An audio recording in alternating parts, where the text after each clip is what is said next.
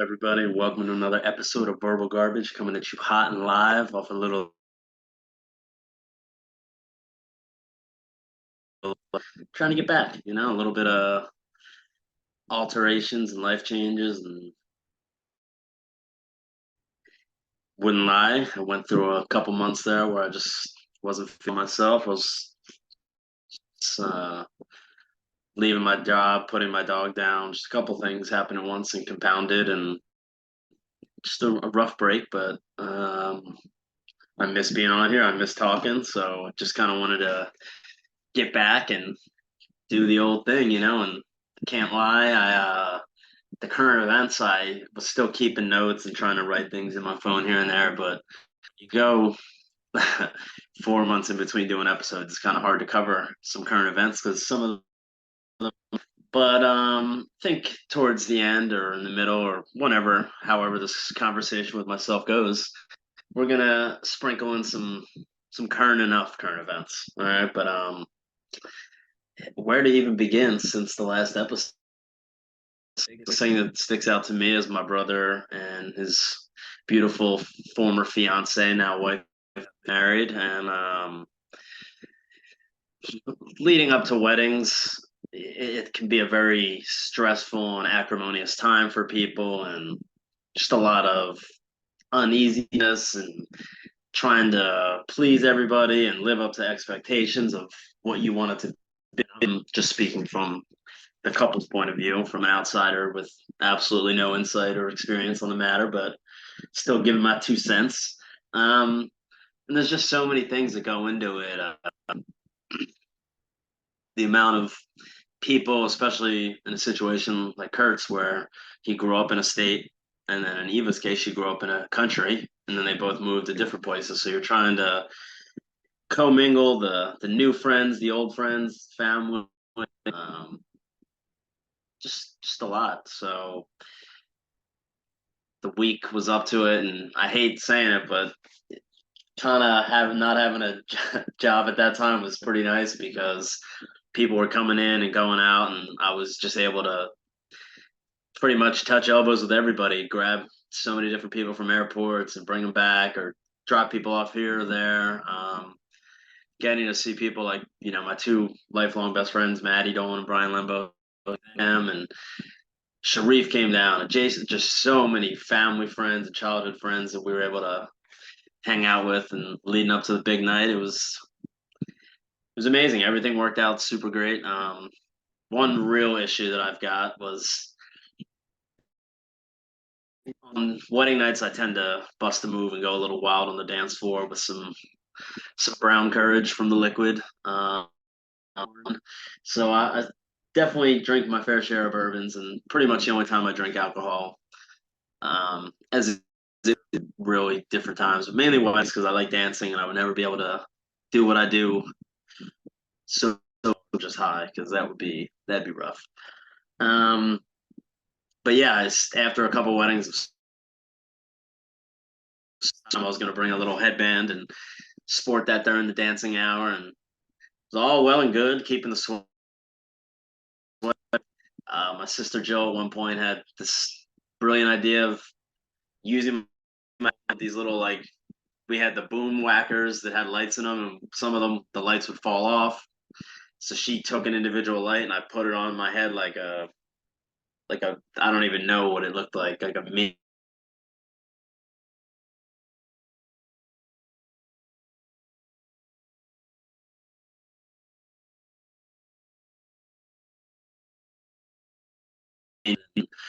The gap is definitely closed a little bit, but it's still not to where we want to be at. We're having some difficult, having a few microphone issues. I'm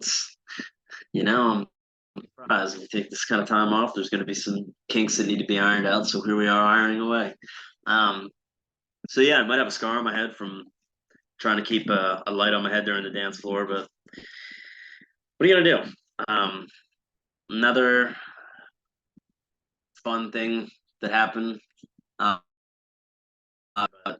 Little moments here and there were the week of, I can't even remember, but was of, honestly it's already a blur, but The Lembos, who are pretty much like one of our closest family friends growing up, they have siblings that are pretty much within a year of each of me, Kurt, and Jill, neck and neck with these people. Just salt of the earth, raised by amazing parents.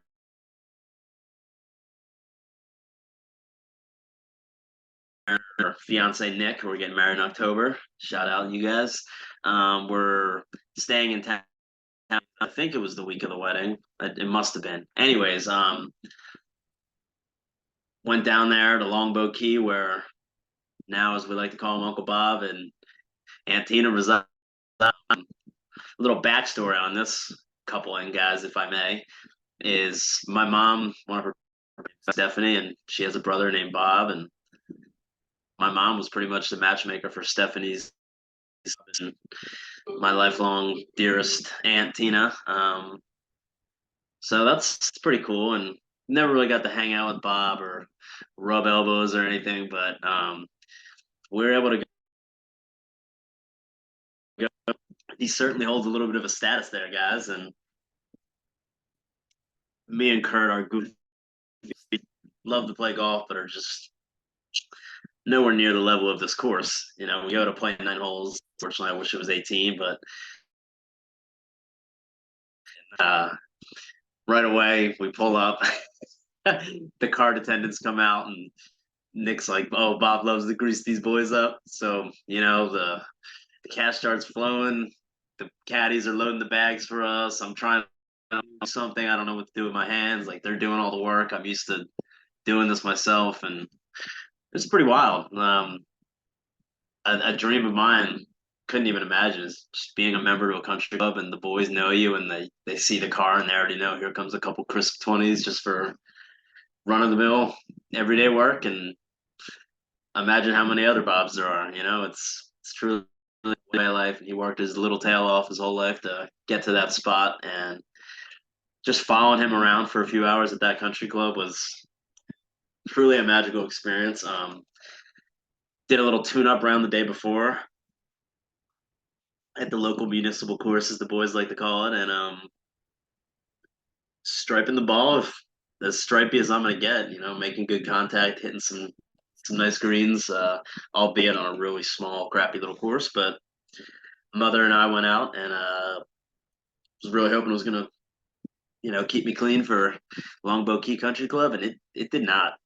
Played like shite, but after we did the post round bar little recap, right? So I'm on one, I'm living it up. I'm having fun. We all sit down, not planning on drinking, obviously, and right away, Bob just is recognized by the bartender on first name basis, and I'm overwhelmed with excitement, just being with a shark like that swimming in his local waters and being exposed. Guys, let me tell you, he introduced us as his nephews, and I just about lost my mind. Kept calling him Uncle Bobby and was just puffing his feathers the whole time, shooting leave and begging him to bring me back for dinner to try the meatloaf. And ordered just a simple, hey, I'll have the little Buffalo Trace, which is the finest corn to me. It's simple, available, and great. And I can't remember her name, but obviously being on a first name basis with Bob, she's working for that extra tip money, so she gives your baddest porn. I'm a lightweight, so definitely had a troubled time trying to finish that and keep my thoughts straight. And with every sip, a lot just gets amped up a ton. So that back one day because sorry guys, I'm just this podcast is brought to you by High Chew. Absolutely refreshing little piece of it's like a gummy gum hybrid. Tremendous. But I'm back teeing off of our tee boxes, which are just straight up sand. As it was come back down to uh, obviously switch jobs. Now I'm working for Dr. Pepper. I'm Keurig, Dr. Pepper, 7 Up, Snapple. I pretty much identify I'm very job name formal, or what is it? Job name fluid, because everywhere I go, but it's a weird little conundrum because you're dealing with Keurig as the mother company, but we don't deal with their products, selling them. Dr. Pepper, we don't distribute. Oh, it's a little fun, but um, total different from what I was just doing, and days are going by fast. Really good benefits, which I haven't had in a really long time. Cool. Um, my goofiness just can't be contained, unfortunately. You're working at gas stations and supermarkets, and I'll be in the back first couple days stocking because you go in, you're pretty much working the shelves, working the product in the back of Publix or gas stations, front and all the shelves, rotating the product, sell them new products, or fulfill orders once, twice, three times a week, depending on the volume of the stores. So like my first week, I couldn't help it. Like I'm in gas stations from the back, inside the cooler, which is, the first day you're not prepared. I don't bring a freaking sweatshirt. I'm in these coolers, and I've fully adjusted to this stupid Florida climate now, or anything above like, or anything below 70 degrees, and I start getting in chili peppers. So we're just in there. I'm freezing my ass off. I'm just being retarded, and as I'm stocking the shelves, like people are opening the doors, and I'm just like, how do I not? So as I'm like stocking, I'll be pushing a certain product forward, and someone opens the door, and I was like, "Pick me! I'm really cold." And just saying really stupid things. Got a few really nice laughs, so that was cool. Um, but just so many funny little interactions. Like every time I'm at Publix or Dollar General or Dollar Tree, people think I work there, and they got one of the guys who was training was telling me that technically, if we're not employed by Publix, but we're like subcontracted by them, so if someone asks me where something is, to the best of my ability, I should either tell them or redirect them. I can't just be like, fuck off. Um, so I've been having a lot of fun with that, getting to know the aisles really well at different stores and taking guesses, and hopefully if they're wrong, they don't come back and confront me, and just having fun. I always say jobs are what you make them, and if you can go somewhere and just enjoy it and have fun, the days go by faster. You good interactions with people, puts myself in a good mood, keeps other people happy to the best of my ability. So just doing that, enjoying that, and seeing where that's going to lead. I gotta say, there's been multiple, not multiple. I'm not gonna act like I'm Bill Simmons or Joe Rogan here, going on a hiatus and where is it? But I've had, a few, whether it be family or friends, reach out and ask what's been going on, why I haven't been recording. And like I said in the beginning, I was just in a little bit of a funk. I don't want to like say depression, but that's pretty much what it was. And just not feeling myself, and took a little time off, I guess you could say. And definitely difficult trying to get home now, and I'm trying to force myself to get back into jiu-jitsu because I've taken way too long off of that. Excuses after excuses have been frequent for me, and I'm pretty much scraping the excuse barrel and every last little bit left, and just not happy with the way my body looks right now. I could definitely use a boost of confidence, being around people that I love again. So that then you get home, like you gotta. I get up at 4:30 now, unfortunately, so I can't work out before work. I just can't do it. So then you got to come home and decide if you want to join a gym. Is the Peloton sufficient? Clearly, just having a Peloton to work out is not sufficient. I've been doing it. I've been getting fat and disgusting. I guess we can transition that, because talking about disgusting couldn't help me avoid the thought of your boy had to produce his first stool sample to just going through some troubling times with the old belly for years and years, and finally want to get some clarity on this thing. So I gotta do, unfortunately, a few different samples where you got your toilet seat, but then you gotta put this little tray over the seat, and you gotta sit, and you just gotta drop it like it's hot, and boy is it hot. And Guys, we're gonna go down the graphic lane for a minute here, but sorry I've been off for a while. I don't really know where the limit is, but your boy was just having problems with solid logs, right? And really nervous that I wasn't gonna be able to come up clutch in the big moment and create a solid stool. Was fearing the worst, and gotta say, guys, when it mattered, logs are us, right? So working at work, having the day go by, all good, everything's cool. Get a phone call. See this phone number a bunch of times recently. Voicemails. Hey, we're got your test. Didn't want to hear it. Finally, I'm just in a zone where I pick up the phone, start talking to the lady. She tells me, "Hey, the test results are in, and just want to discuss." So pretty much find out I'm celiac. I'm allergic to gluten. I don't even still know the terms, but if you know anything about me, I base my life off of like donuts, and cheesesteaks, and burritos and tacos. I'm obviously being a little facetious here and dramatic, but it's been a nightmare. Been a very difficult transition trying to figure this out, and pretty much the same weekend I found that out, I had a pretty much this one of the sickest I ever was. 3 days straight of projectile vomiting, projectile diarrhea, multiple points. I mean, this was a wild episode, but just peeing out of my butt. I mean, it was terrible. I was thinking at first that this was like my final. The gods were getting their revenge or their payback on me for just never shutting up about bidets. It was all times I used a bidet and it was just all getting ejected. I don't know.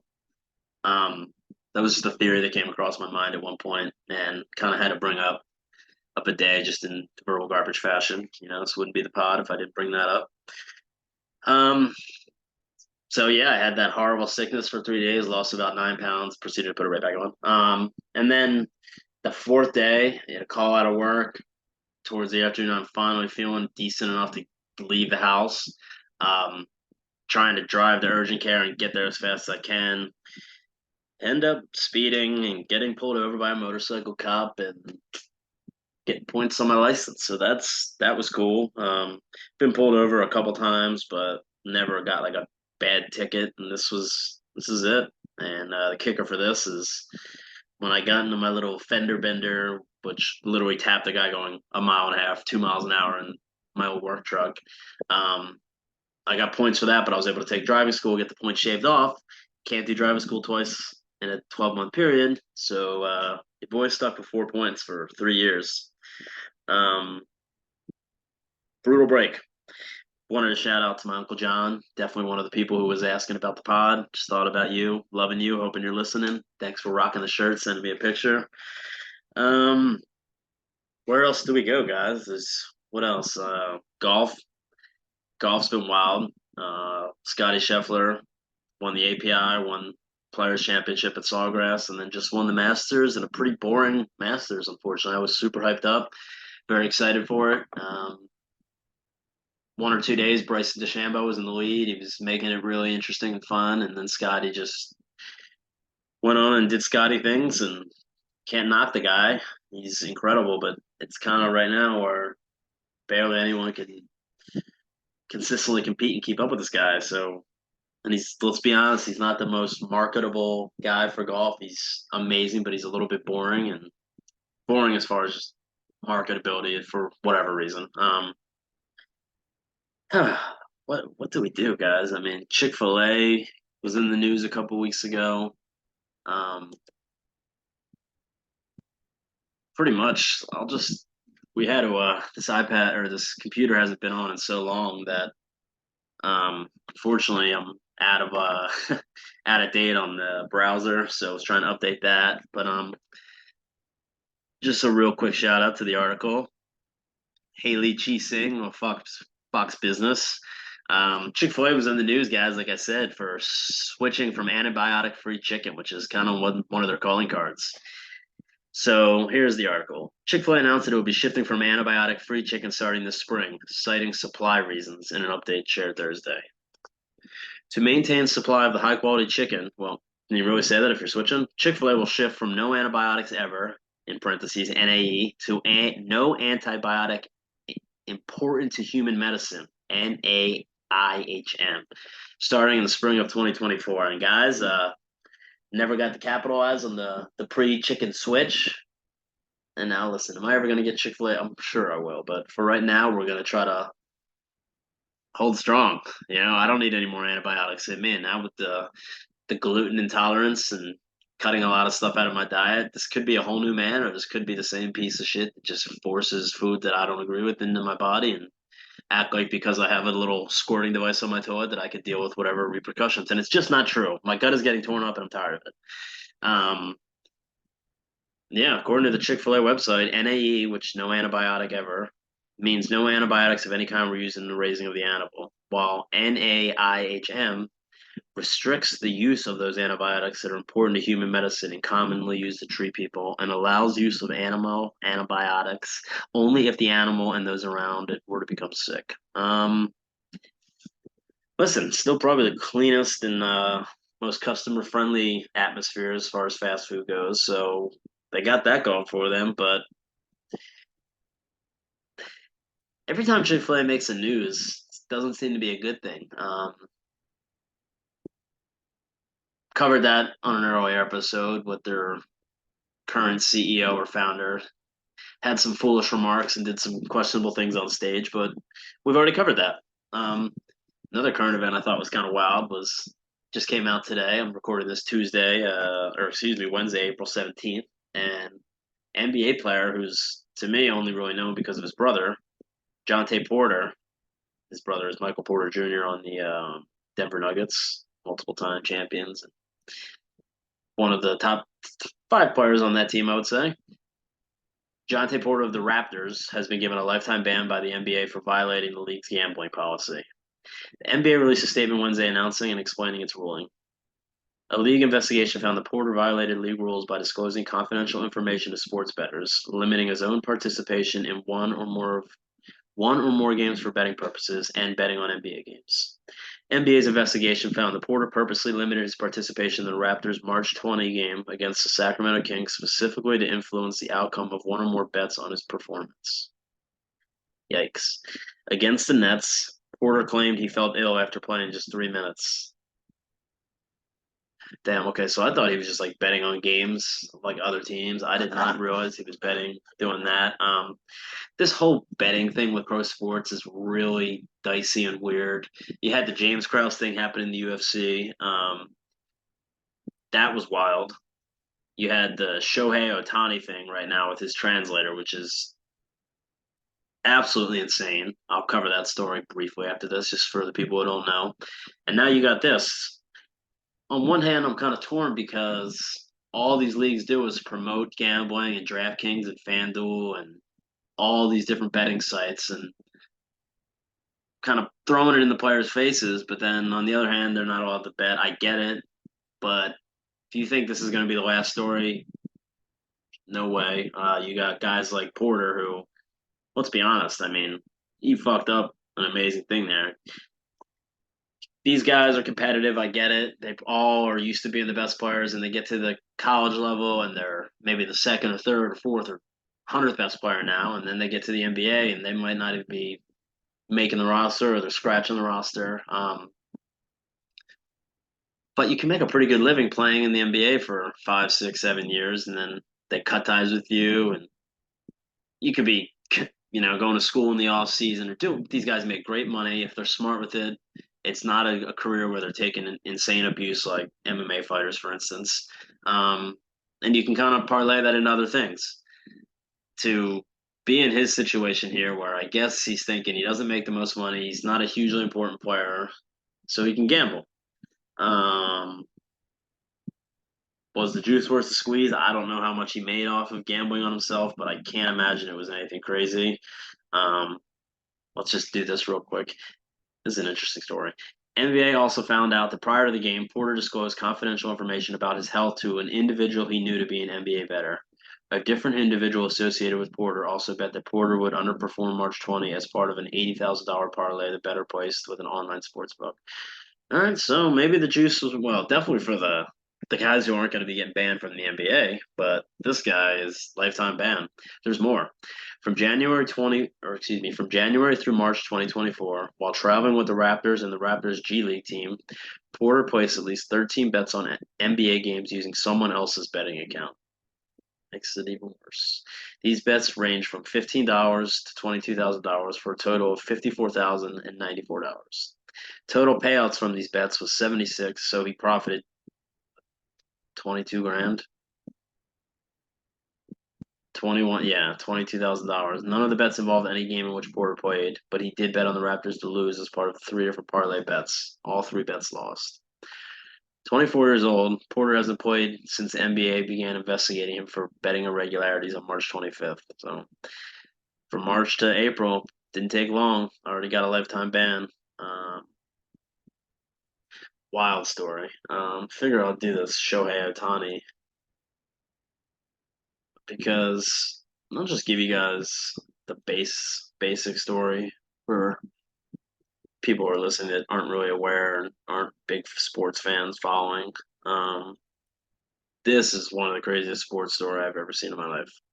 Uh, Mizuhara, the former interpreter for Shohei Ohtani, made his first court appearance Friday on charges that he stole more than $16 million from the Dodgers superstar to cover debts with an illegal bookmaker. So pretty much, he was his translator, and he was taking money out of Shohei Ohtani. And for those of you who don't know, Shohei Ohtani was on the Angels last year. He pitches and he hits. He's one of the best pitchers and one of the best hitters in baseball. He's an extremely unique player. Haven't seen one of those in my lifetime. Absolutely incredible. Doesn't speak English, so he relies heavily on his translator, who he was very close with, has a great relationship with. Signed with the Dodgers this offseason for a record-breaking, insane deal. Um, it's just crazy. This translator completely betrayed him, um, accumulating $40 million in losses, more than 19,000 bets. Now I'm friends with a few little gambling degenerates. I say that loosely as a joke, but 19,000 bets. He won 142 million through illegal sports betting, but lost about 183 million, placing an average of nearly 25 bets per day. How could someone be this bad at betting with money? Like it seems like an endless amount. Like there's guys that could turn $10,000 into a huge thing. This guy, I insane. Now you got to wonder if this guy was tied up with some bad people and just kept getting deeper. And I probably gonna find out some of this, but the point is how fluid this is getting in sports now.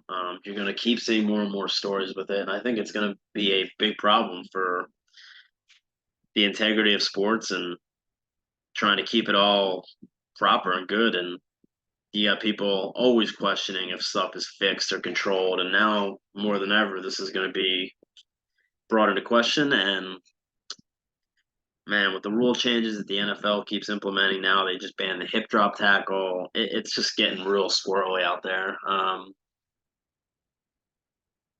UFC 300 just happened. A lot of hype for the card. Some people say it didn't live up to it. I personally thought it was incredible. There's only three, four maybe fights that were, blah, you know. The co-main event happened to be one, and they were kind of in a tough situation following one of the craziest fights ever, one of the craziest knockouts ever, craziest matchups ever for the stupid BMF title, which I think is I don't like it, but Max Holloway really already had a place in UFC legacy and lore, but went up to 155 and knocked out Gaethje in that kind of fashion with time running out. I hard to really put it even into words, but Max can pretty much do whatever now. He can get a title shot at 55. He can get a title shot at 45. He can do these money fights, as people like to call them. Not really a limit to what he's capable of. Alex Pereira, however you want to say it, vaulted up the UFC ladder quicker than almost anyone I can remember, and now he's been a champion at two different weight classes in the span of less than like 2 or 3 years in the UFC. originally started off as just Izzy Israel Adesanya ran through his division so quickly that you could argue they just wanted new faces for him. So they pushed Pereira to the top quickly, and the rest is kind of history. What he's done from there, he's had some wins, he's had some losses, but he continues to bounce back and grow his popularity in the UFC, and it's been awesome to watch. But yeah, I mean, I could go over every fight in that card, or I could go over a few. Bo Nickel, good performance. Um, Charles Oliveira, unfortunately, didn't come up when he needed to, and had some troubling losses. Had some great wins, but I don't know. It seems like his run could almost kind of be coming to an end here. Um, oh, you know what I thought of, guys, was one last amazing thing. We've been striking out in the game of love. Obviously, we've tried. We got a really no, I'm not even gonna. We're not going there right now. But it couldn't help me think of my brother was telling me recently to apply for Love Is Blind, and it's getting realer and realer by the day. But one thing I thought of was probably really pathetic and weird, but I'm spending a lot of time in grocery stores, and you drive by certain. Like I admit, I'm not good at golf, but I'm obsessed with it. I love talking about it. I love watching it. I love everything about it. I love driving by golf course. I love looking at whole. I like anything, anything. So now I'm like driving by golf courses that are private that I can't get into, and you see older guys in public shopping, and you can just tell by their outfits that they play golf. And I can't help it, guys. I keep trying to figure out ways to approach these men and figuring out a way to like, hey, like I'll pay. I just want access to be able to play, here. And the other day I was thinking, I was like, it'd be amazing if I could create some kind of app where it's like I'm looking for like older rich dudes that are members of country clubs that don't have a ton of people to play with, and like I link up with them and just entertain them and get to play at their courses. Because after I went to that Longboat Key beach club, or golf club, I was enthralled. You see the nicer, fancier side of golf, and you just become, I don't even know the word, captivated. Like I just want to, like I would literally work at a golf course at this point, doing anything just to be around that all the time. Like I think it's a beautiful way of living, and I want that. So yeah, definitely a weird ass gay random thought of mine, and sorry for it, but I thought it was pretty hilarious. And if like you see a guy with like Colonial Country Club collar shirt, like I just want to be like, sir, like what do I got to do to come play around with you one weekend? So I'm gonna work on some kind of opening line. We'll see what happens, but yeah, it's nice to be back on here talking a little bit, and try to jot down events and things I want to talk about each week. And I'm sure there'll be things that escape my mind right now. Um, but yeah, I haven't been on here since December, and two ended on a somber note, but two really big losses to the family. My new sister Eva lost her mom, and we're still mourning that. A real beautiful soul. So happy I got to meet her and spend time with her. And then our beloved dog Jackson. Um, brutal, took it terribly, really, really rough. My brother, I unfortunately was in Virginia when we actually had to put him down. We found out he had cancer, and less than 2 weeks later, we had to put him down because he was suffering beyond belief. And we told ourselves early on when we heard that we would never let it get to that point. And much as I want to sit on here and cry, like all I thought about the whole time was, Kurt and I got to raise our dog Cliff together under weird circumstances, and then had to put him down under horrible circumstances. And that was our first exposure to raising a dog. So it was a really weird thing. And that hit us like a ton of bricks, just crushed us. And our parents saw that how it hurt us. So them being, they were never dog people. They still aren't dog people. But one weekend, I remember my mom drove home, like we were in the Poconos helping our grandmother move a bunch of stuff around the house, and Uncle John. I hope you remember those days. Uncle Foreskin and Uncle Knee Pad, and you were the foreman that day, and it was just fucking hilarious. But anyways, we were up in the Poconos, and we drove back home and hanging out with our friend Nick Meehan. We were chilling outside, and car wasn't home. My parents ended up coming home like 2 hours later with a brand new yellow lab puppy that was our sweet boy Jackson, and got the pretty much like our first dog. We took him in from a shelter. He was abused beyond belief. It was traumatized, and he was a very big, scary, aggressive dog. Let's be honest. And we had issues with other dogs, other people, just a lot of weird things that would set him off.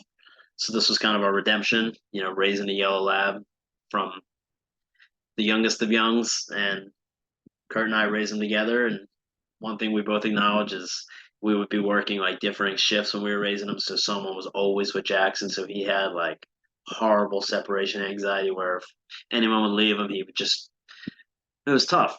But ever since he moved down to Florida, in New Jersey, we had him made so many friends with him. He had so many dog friends, and then coming down in Florida, he got to live with Eva's dogs a lot, mingle with them, and then these last year and a half being around Scout, Kurt's new dog.